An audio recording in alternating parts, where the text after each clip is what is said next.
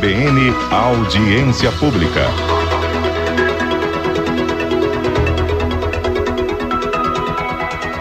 Eu recebo aqui no Audiência Pública a médica e chefe de Prevenção e Vigilância do Instituto Nacional de Câncer, Liz Maria de Almeida. Seja muito bem-vinda à Audiência Pública, doutora Liz. Obrigada a vocês pelo convite, Luana, e um bom dia para todos os nossos ouvintes também. E daqui a pouco, a cirurgiã dentista Maria do Carmo vai se juntar com a gente. No início do mês de abril, a Agência Nacional de Vigilância Sanitária, a Anvisa, começou um debate sobre a regulamentação do cigarro eletrônico no Brasil. A agência abriu nova etapa de coleta de informações em processo que avalia os produtos, nos últimos anos, por formulário para receber contribuições técnicas e científicas sobre o uso de dispositivos eletrônicos para fumar, os chamados DEF, que são proibidos para venda no Brasil desde 2009. Os aparelhos ficaram mais coloridos, viciantes e apelativos para o público jovem, segundo a análise de especialistas. Doutora Liz, a senhora pode explicar para a gente o que são esses dispositivos eletrônicos para fumar? Bom, os dispositivos eletrônicos para fumar é uma quantidade enorme de aparelhos e são muito diferentes entre si, né? Mas, de uma forma geral, o que eles são é um aparelho que tem uma bateria, um local para colocar é um recipiente onde você coloca um líquido ou você acopla um cartucho que tenha esse líquido, né? Existem aparelhos que você pode também ter a próprio tabaco picado, então eles são muito diferentes, mas de uma forma geral o que a gente chama de cigarro eletrônico é o que tem o líquido. Então ele é um aparelho bem simples, se constitui basicamente disso, de uma bateria, um local para você colocar um líquido que contém, em geral, nicotina e outros sabores, e que a partir dessa bateria ele aquece esse líquido e as pessoas então aspiram esse aerossol que é produzido por esse aquecimento desse líquido. Entendi. Então essas coisas que o caracterizam, que a senhora explicou agora, são os que diferenciam eles do cigarro tradicional? A diferença é que no cigarro tradicional, você, para obter esse aerossol, você acende, né? É uma que a gente chama de comburente, você provoca uma combustão por meio de alguma fonte de fogo, né? E no outro caso, esse aerossol é produzido a partir de um aquecimento a uma determinada temperatura desse líquido. E o cigarro eletrônico, doutora, ele é mais prejudicial para a saúde do que o cigarro tradicional? Porque eu escuto muitas pessoas falando que vão para o cigarro eletrônico como uma alternativa para deixar de fumar o cigarro tradicional. Mas ele não é uma alternativa tão saudável assim, não é mesmo? A ideia inicial era essa, não, olha, então como não tem a combustão, não tem a produção do alcatrão, que é gerada pela combustão das folhas de tabaco do cigarro tradicional, o alcatrão é o grande vilão, é o que tem uma quantidade absurda de produtos carcinogênicos, né, e que promovem uma série de doenças muito, muito além do câncer, né, mas essa ideia acabou se mostrando inócua, porque na realidade o cigarro eletrônico também trouxe outros problemas, né? Então não adianta a gente falar assim, ele é menos malvado do que o outro, ele é malvado, ele também faz mal. Então, assim, o problema da gente é que se fosse uma coisa que de fato fosse boa para a saúde, nós seríamos os primeiros a recomendar. O problema é que com o uso que a gente foi observando é que ele não é eficaz para ajudar as pessoas a pararem de fumar e não é seguro para a utilização do ser humano. Então, ele não preenche as duas características que justificam a liberação do produto. Ele tem que ser eficaz para aquilo que se propõe. Então, qual é a eficácia? A eficácia é fazer as pessoas pararem de fumar. O que os estudos mostraram foi o seguinte: as pessoas, uma quantidade muito pequena, migrou 100% para o cigarro eletrônico, mas não se livrou do cigarro eletrônico, continuou dependente de nicotina com o uso do cigarro eletrônico. Uma outra parte das pessoas passou a fazer uso dos dois aparelhos, usa um em lugar fechado, porque não tem cheiro e passa despercebido, usa escondido, e usa o cigarro comum em ambiente aberto, né? E os fumantes, em geral, não gostaram muito do produto, não. Quem gostou do produto foi a turma que nunca tinha experimentado o cigarro antes. Então, esse que foi o grande malefício desse produto. Ele está atraindo uma quantidade de jovens enorme, que normalmente nem fumariam um cigarro comum, e o que os estudos mostraram é que uma parte desses jovens, uma vez dependentes de nicotina, migraram para o cigarro comum. Então ele está fazendo o contrário do que seria a proposta dele, não é? Exatamente, né? Exatamente. Esse foi a grande zebra dessa história toda. Então, a nossa produtora e também apresentadora vai entrar aqui com a gente para conversar também, para participar também desse bate-papo, a Pamela Celina. E ela já me adiantou aqui que queria perguntar sobre essa questão dos cigarros desses cigarros eletrônicos ficarem mais coloridos, estarem feito esse marketing. Com base nisso que a senhora explicou, é justamente para alcançar esse público mais jovem, não é? Então, o que a indústria, de uma forma geral, a indústria do cigarro comum é a mesma do cigarro eletrônico. Ela tem hoje os dois produtos, né, à venda. Então, ela sabe que o fumante do cigarro comum não quer migrar para esse outro produto. Mas ela precisa aumentar a sua margem de lucros, porque essa é a lógica dela, né? E ela precisa, para isso, garantir um novo mercado. E esse novo mercado são as pessoas jovens que nunca experimentaram, né? Então, vai formar uma nova geração de pessoas dependentes de nicotina através do uso dos cigarros eletrônicos. Então, é nisso que ela está apostando. Eu vou fazer uma nova geração de pessoas que vão utilizar basicamente e essas pessoas, quanto mais cedo elas passam a utilizar a nicotina, mais rápido desenvolve essa dependência química, né? Uhum. Então, assim, a aposta sempre é no jovem, né?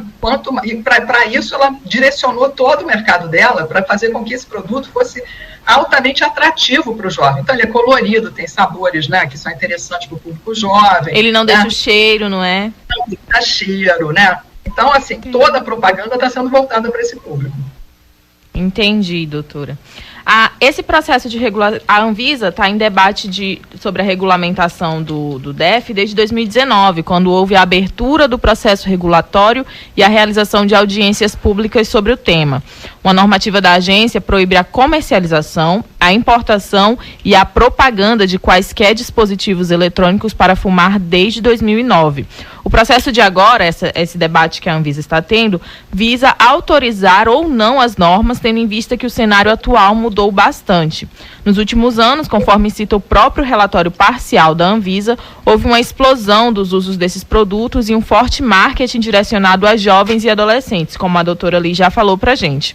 Assim, a entidade regulatória poderá adotar 3 caminhos. São eles: a alternativa 1, a Anvisa mantém o texto e as proibições estabelecidas pela normativa sem a implementação de novas ações. A alternativa 2, a Anvisa mantém as proibições, aprimorando as normativas e implementando ações adicionais, como campanhas educativas, melhorias na fiscalização pela internet, fronteiras e pontos de venda. Segundo o relatório parcial divulgado, essa é a alternativa sugerida, pois ela impacta positivamente a proteção da população, em especial de crianças e adolescentes. Porém, é importante ressaltar que no relatório não representa qualquer decisão por parte da Anvisa. As decisões da diretoria colegiada, o órgão máximo da Anvisa, ocorrerão em etapas posteriores. E a alternativa 3 é a Anvisa permite a fabricação, importação e comercialização dos dispositivos eletrônicos para fumar, revogando todas as proibições. Doutora, qual dessas seria as melhores? A doutora Maria chegou aqui com a gente, seja bem-vinda, doutora. Seu microfone está desligado, a gente não está conseguindo lhe ouvir. Doutora Liz, qual dessas alternativas seria a mais apropriada para a Anvisa se seguir a partir desse ponto, na sua visão como especialista? Só tem a opção 2, não tem outra opção. Por quê?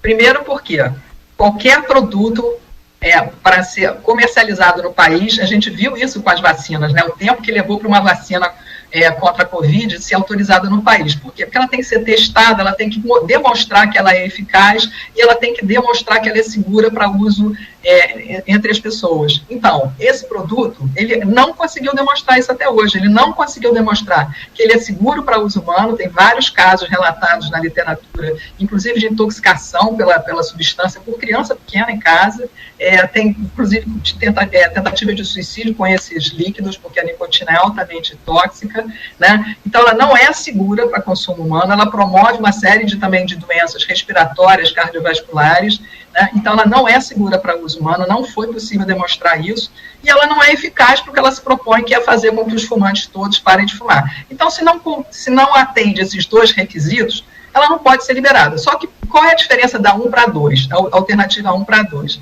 A alternativa 1 é deixar como está. A alternativa 2 é fazer o que nós estamos fazendo aqui, é estabelecer uma grande campanha no país para divulgar essas informações para a população. Não adianta mais, a gente está vendo que está crescendo, a gente está vendo que a venda não autorizada, ilegal desses produtos está acontecendo no país todo. Só tem um jeito da gente tentar fazer frente a isso, é a gente divulgar com o maior número de mecanismos, né, de canais possíveis, essas informações sobre esses produtos, para que essas pessoas não se tornem dependentes de nicotina e não corram o risco de ter doenças graves, porque em um número, graças a Deus, ainda limitado de pessoas, ela desenvolveu uma síndrome respiratória aguda grave, tal qual a da Covid, só que no caso aí é uma pneumonia química, ela queima o pulmão, com sérias sequelas posteriores, né?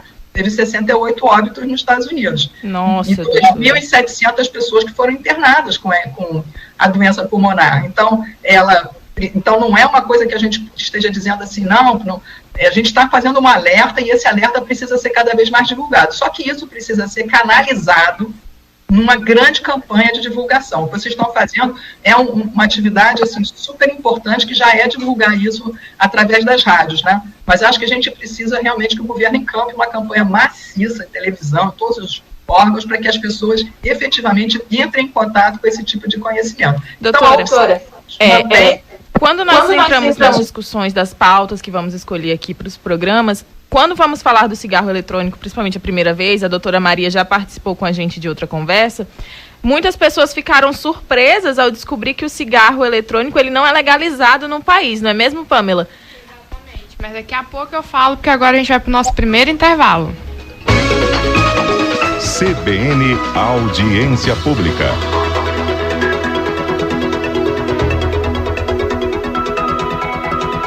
Estamos de volta com a Audiência Pública. Eu estou aqui no estúdio com a Pamela Celina e hoje nós estamos falando sobre a regularização do cigarro eletrônico no Brasil. E a gente está recebendo a cirurgiã dentista Maria do Carmo e a médica e chefe de prevenção e vigilância do Instituto Nacional do Câncer, Liz Maria de Almeida. E você, ouvinte, pode participar desse nosso bate-papo, mandando a sua mensagem ou áudio no nosso WhatsApp, no número 99229-5123, ou deixando um comentário na nossa live no Instagram, no @cbn.riobranco. Quase que não sai. Deu uma engasgada aqui.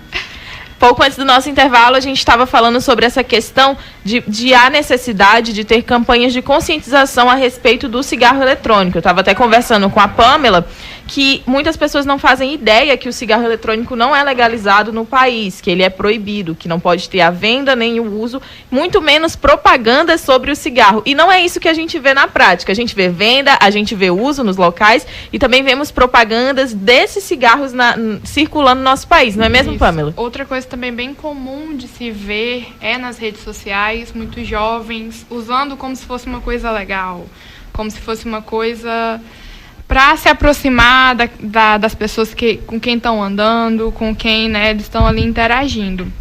E um fato curioso que eu ia comentar mais cedo também, bom dia, doutora Liz, doutora Maria do Carmo, bom dia. Que a gente também está vendo muito artista, não é, falar sobre o uso das consequências do cigarro eletrônico.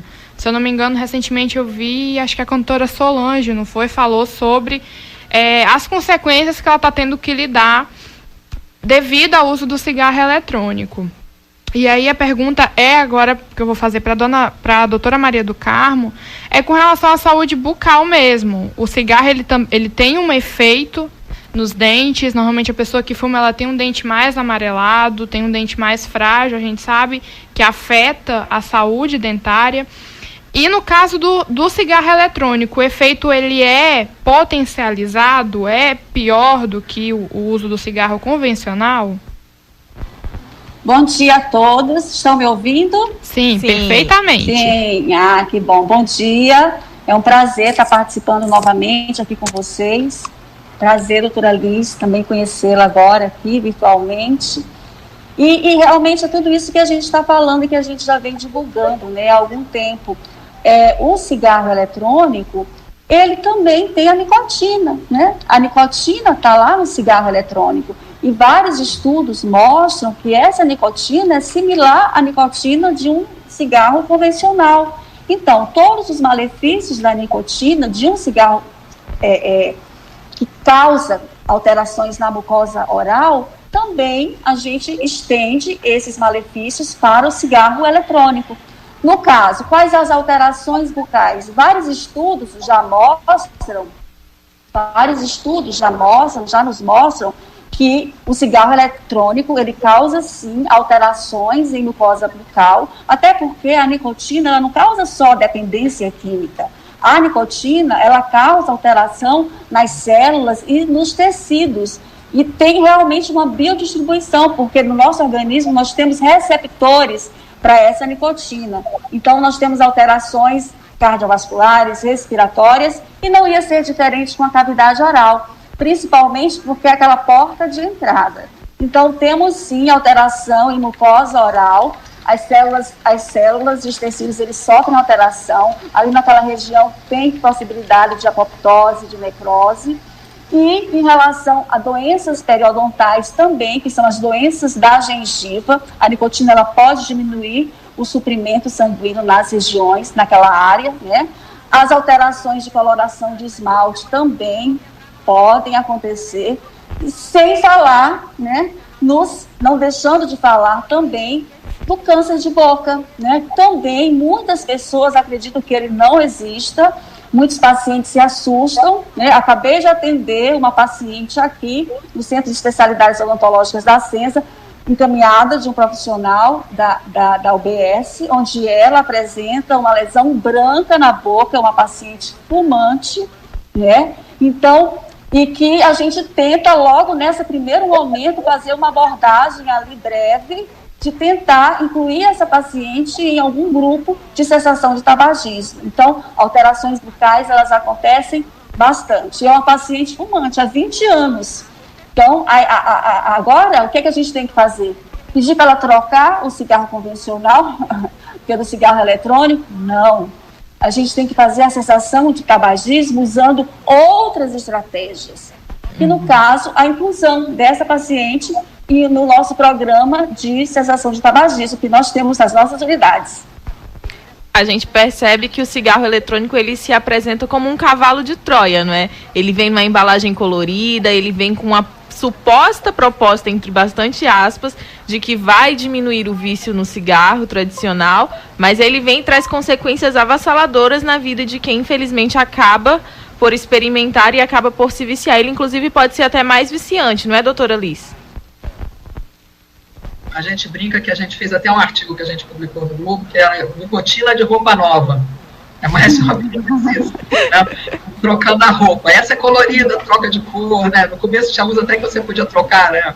De acordo com a roupa que você saísse, você trocava a capinha do cigarro eletrônico para combinar com a sua roupa, né? Mais apelo do que isso, impossível, né?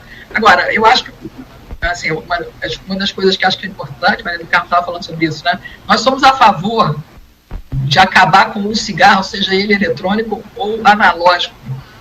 É uma substância que a gente não precisa para viver. Assim, a gente dá um lucro absurdo para essa indústria no mundo inteiro. Ela fatura bilhões de dólares por ano com uma substância que é considerada uma droga psicoativa. Ela é classificada como uma droga psicoativa e que, infelizmente, é legal. Ela não pode ser legal. A gente não pode ter circulando na nossa população uma substância que já tem comprovação excessiva de que ela faz mal à saúde humana. Então, não se admite nem o cigarro comum e nem o outro que vem aí também para disfarçar e manter essa dependência no ar. Então, é isso que a gente está colocando. A gente tem que fazer com que as pessoas acreditem que elas não precisam de para viver, que o nosso organismo é uma máquina sofisticadíssima, mas que, como uma boa máquina, ele depende do tipo de combustível que você coloca nele. Se você joga um combustível que faz mal, a máquina vai funcionar mal. Então, as nossas escolhas vão se repercutir na forma como a nossa máquina vai funcionar. E a gente está vindo aí de um momento tão delicado, né? Estamos numa pandemia de Covid-19, um vírus que atinge diretamente os pulmões, e as pessoas seguem procurando... Ai, gente, desculpa, mas as pessoas vão no cigarro eletrônico ou em outros cigarros, acabam se viciando e as consequências podem ser trágicas, não é mesmo, Pamela? Exatamente. A gente recebeu uma dúvida aqui no nosso Instagram da Camila. Ela desejou bom dia a todas nós. E a pergunta dela é sobre o uso do narguilé. Há uma falsa ideia de que o narguilé não causa danos. Vocês poderiam comentar um pouco sobre isso? Bom, o narguilé... Pode falar, Maria do Carmo. Não, pode ficar à vontade.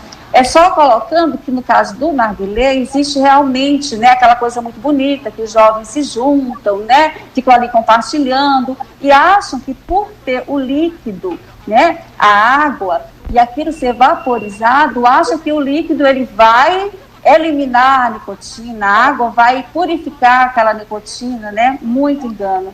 Pelo contrário, né, ela vai facilitar ali o resfriamento e a liberação da nicotina e das outras substâncias que existem também. Não só a nicotina, temos outras substâncias também fazendo parte do processo e que não sofrem combustão, como o cigarro convencional, mas os seus aerossóis que são liberados, eles também produzem substâncias químicas advindas de reação e que essas substâncias...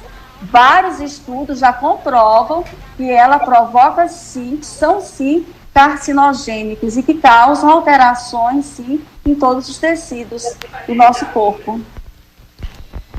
E Pode falar, doutora. Só fechando, achei bem importante quando a doutora Liz colocou da importância que tem da gente entender que não é fazer a permuta de um malefício para o outro.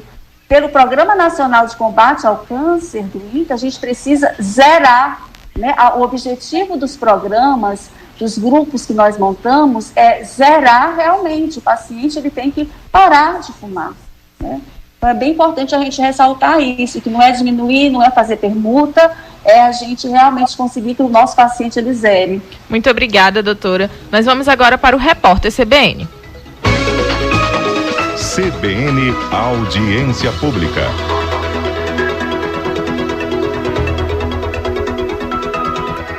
Estamos de volta com a audiência pública, hoje falando sobre a regularização do cigarro eletrônico no Brasil. E eu e a Pamela Celina recebemos a cirurgiã dentista Maria do Carmo e a médica e chefe de prevenção e vigilância do Instituto Nacional do Câncer, doutora Liz Maria de Almeida. E você, ouvinte, pode participar desse nosso bate-papo, mandando a sua mensagem ou áudio no nosso WhatsApp, no número 99229-5123, ou deixando um comentário na nossa live no Instagram, @cbn.riobranco.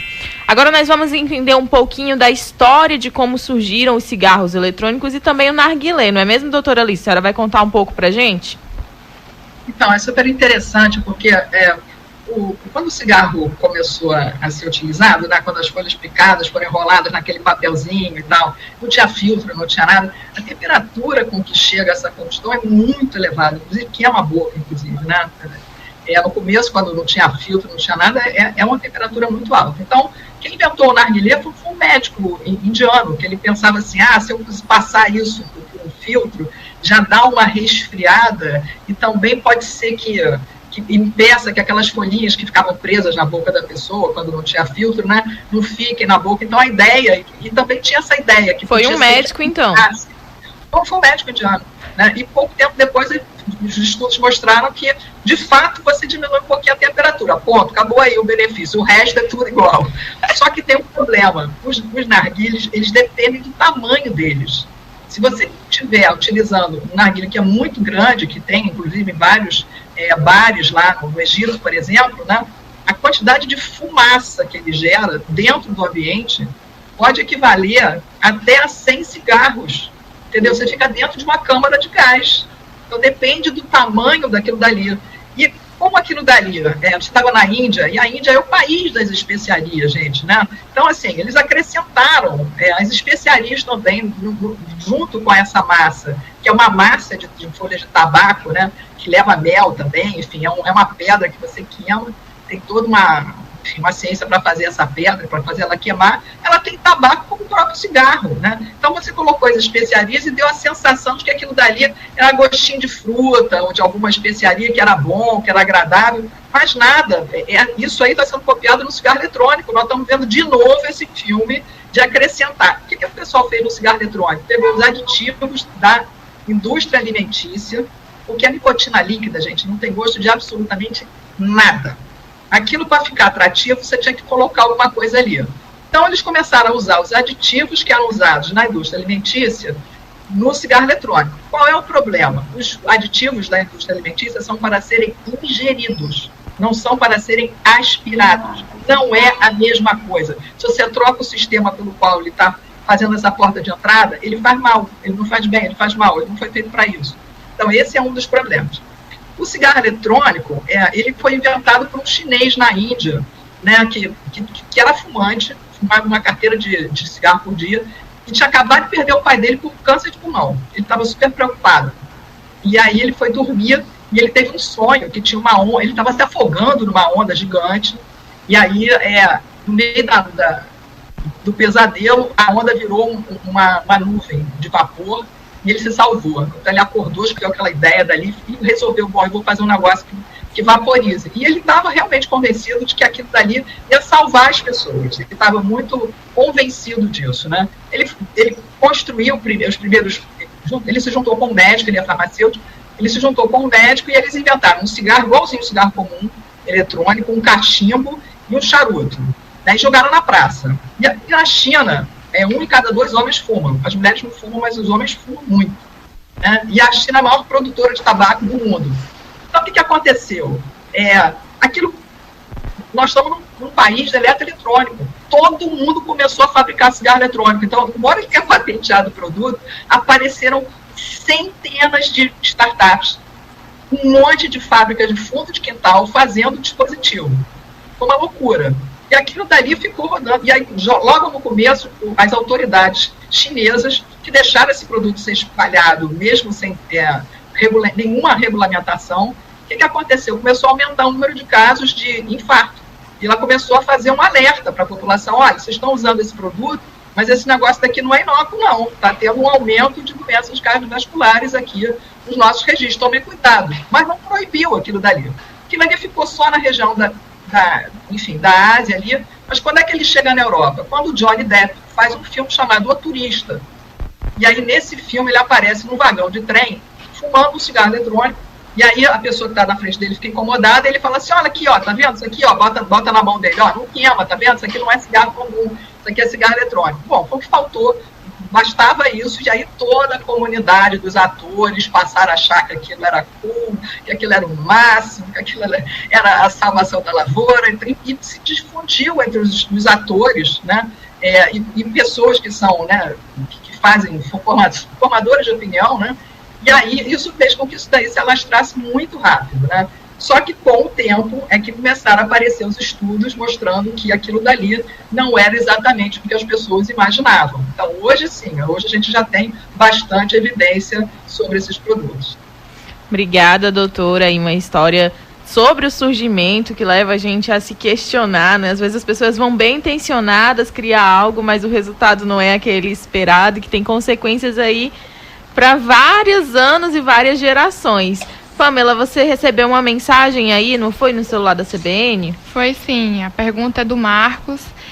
Aí ele quer saber se, levando em consideração os malefícios do cigarro eletrônico industrializados, quais são os perigos dos modelos caseiros? Atualmente é muito comum encontrar materiais na internet ensinando a fazê-los utilizando lâmpadas com óleos ou propilenoglicol. Acho que é assim que fala.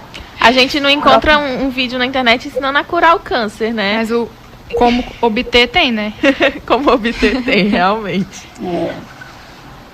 Aí que a gente vê que é um dos malefícios ainda maior do cigarro eletrônico, né? A possibilidade que as pessoas têm, mesmo dentro desse que é comprado, a possibilidade de introduzir ali, principalmente esses de 4ª geração, que são os mais bonitos, né, que tem esse formato de pendrive. A gente vê até que eles são ergonômicos, né, você pega assim, né, a gente viajou de férias e na praia, meninos entre 15 e 24 anos, a estatística está muito certa, todo mundo lá com o seu cigarro eletrônico, né, então a gente vê que ali é possível fazer inúmeras misturas, inclusive isso que o nosso ouvinte falou, o próprio propilenoglicol, o glicerol, que são substâncias que vão passar por reações químicas e vão liberar carcinógenos. que vão fazer realmente alterações dentro do organismo daquele indivíduo a nível celular e a nível tecidual. Imagina se a gente pensar algo que ainda vai ser feito no fundo de quintal, né? Então, os malefícios certamente serão muito maiores. E esses de quarta geração, é possível, inclusive, adicionar outras drogas, não apenas a nicotina. Então, o risco é realmente muito grande. E mais ainda, né, a gente vê a necessidade da proibição, da manutenção da proibição. E, acima de tudo, essa regulamentação, ela deve vir revestida de uma educação, de uma orientação e de uma fiscalização. Eu estava vendo, procurando alguns artigos, algum material, e eu vi que o governo do estado do Ceará já está proibindo, tanto nos ambientes internos, ambientes fechados, como ambientes abertos, está proibindo o uso dos cigarros eletrônicos. Então, são medidas que elas precisam acontecer de fato, para que, até porque, assim, não que vão realmente resolver, né, mas que elas vão servir de alerta para que as pessoas elas consigam identificar que não é legalizado. A maioria das pessoas, quando a gente comenta que ele não é legalizado, elas ficam apreensivas. Olha, eu estou sabendo disso agora, realmente. Então, deve ser realmente essa mistura aí de internet que ele está vendo de receita caseira, deve ser muito prejudicial, mais ainda, né? Só complementando a Maria do Carmo, né, assim, quando eu comecei a pesquisar, eu fiz um trabalho grande sobre esse tema, né, eu encontrei na internet, isso estou falando em 2012, há 10 anos atrás, gente, em sites brasileiros, inclusive, né, assim, uma quantidade imensa de filminhos ensinando como é que fazia e tudo mais. A nicotina, o pessoal importava a nicotina para fazer os líquidos em casa, ela é corrosiva. Então, até para você manipular a nicotina, você precisa ter aquelas luvas super especiais e tudo. A própria fábrica, as pessoas ficam todas encapotadas. Não é uma substância assim. E a quantidade de acidentes que foram registrados já com o próprio manuseio desse líquido, inclusive porque os líquidozinhos, eles vêm assim nos vidrinhos, que parece colírio, essas coisas. Né? E muitas crianças viam as frutinhas desenhadas neles, ingeriram aquela substância. Teve óbito de criança pequena por conta disso. Né? Aquele líquido é extremo. Teve suicídio feito com aquele líquido. Então, assim, não é uma substância para ser manipulada. Né? Esse é um dos maiores problemas. Além do que, as pessoas estão misturando tudo ali dentro, há um bel prazer. Também não, agora, vocês imaginam esse tipo de produto na casa de todo mundo. Outra coisa que aconteceu não foi só com criança, foi com a pessoa de idade já com problema cognitivo, que também olhou aquilo ali e achou que podia ser alguma coisa desse tipo, podia ser um colírio, alguma coisa, e também, ou que fosse alguma coisa, e ingeriu a substância ou pingou no olho. Então, assim, são coisas que aconteceram, que estão registradas na literatura. Foram muitos e muitos acidentes. Né? Então, tinha uns aparelhos que vinham assim, à prova de crianças, esse não vaza, porque eles também vazavam. Né? Então, aquela substância corrosiva estragava os móveis, essa coisa toda. Nos Estados Unidos, os primeiros aparelhos eram tão... porque os primeiros aparelhos, eles vinham com um carregador que não era bivolt. Então, as pessoas botavam na tomada para carregar, aquele negócio estourava. Teve tanto princípio de incêndio nos Estados Unidos com carregamento. Eu ia até perguntar sobre isso. Um alerta, né? Doutora, se tem, na verdade são duas dúvidas. Se tem essa possibilidade de explosão, tanto com relação até essa pergunta sobre o cigarro eletrônico caseiro, se existe algum tipo de registro sobre acidentes com explosão, e qual a faixa etária que mais consome também, qual, assim, que normalmente é o que mais utiliza o cigarro?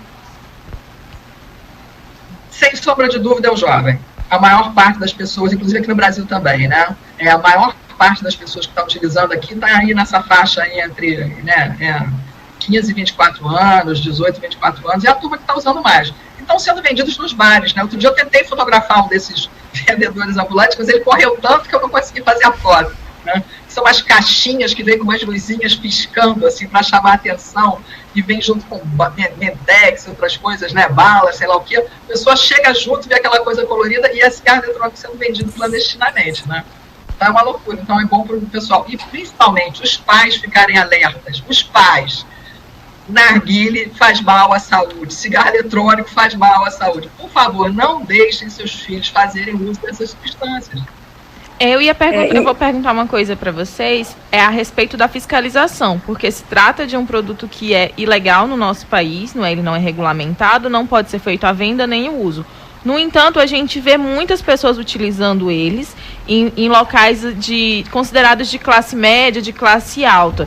Também pelo preço do cigarro eletrônico. O valor dele é um pouco elevado comparado com os cigarros tradicionais. Mas vocês vão responder isso pra gente quando a gente voltar do nosso último intervalo. CBN Audiência Pública.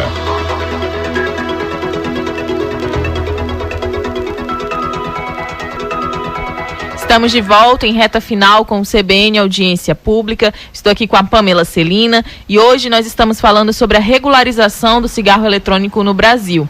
Nós estamos recebendo a cirurgiã dentista Maria do Carmo e a médica e chefe de prevenção e vigilância do Instituto Nacional do Câncer, Liz Maria de Almeida. E você, ouvinte, pode participar desse nosso bate-papo, mandando uma mensagem ou um áudio no nosso WhatsApp, no número 992295123, ou deixando um comentário na nossa live no Instagram, o @cbn.riobranco. Antes do intervalo, eu estava formulando uma pergunta para as doutoras a respeito de se há uma questão política e social na questão de fiscalização do uso do cigarro eletrônico no nosso país. Doutoras? Bom, primeira coisa, deixa eu colocar para vocês. O que está proibido no Brasil é a comercialização e a propaganda e o uso em ambientes fechados. Isso está proibido atualmente no país, né?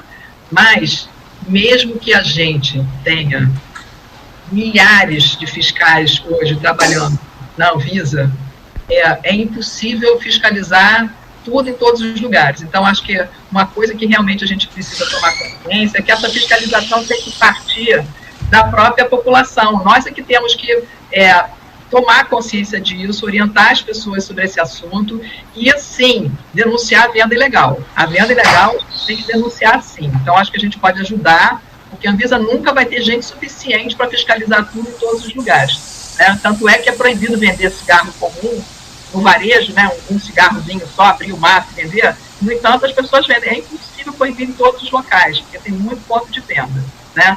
Em relação à pressão, a indústria do tabaco tem uma legião de pessoas pagas, muito bem pagas, para influenciar o Congresso, tem lobista trabalhando junto aos congressistas para tentar passar a liberação do cigarro eletrônico, né? Eles pressionam a Anvisa, eles pressionam o Ministério da Saúde. É uma coisa horrível, é desleal a pressão que eles fazem. Mas por isso que a gente tem que fazer o contrário. E o movimento tabagista do Brasil fez com que a nossa quantidade de fumantes, que em 1989 era de 35% da população com 18 anos ou mais, hoje esteja na casa de 12%. Foi isso que a gente conseguiu com todo o trabalho que a gente fez de conscientização da população. E é assim que a gente vai conseguir também derrubar essa tentativa deles de legalizar esses produtos no Brasil. Muito obrigada, doutora. Estamos na reta final, então eu gostaria de pedir que a doutora Maria do Carmo fizesse as suas considerações finais sobre o nosso assunto de hoje. Então, primeiro agradecer a participação, tá? É sempre uma honra estar aqui presente com vocês, nesse assunto que é tão importante, né? Então, o que eu queria deixar era um recado para os profissionais de saúde. Nós, profissionais de saúde, nós temos um contato muito direto, diariamente, com os nossos pacientes, nos nossos consultórios, das nossas áreas de trabalho.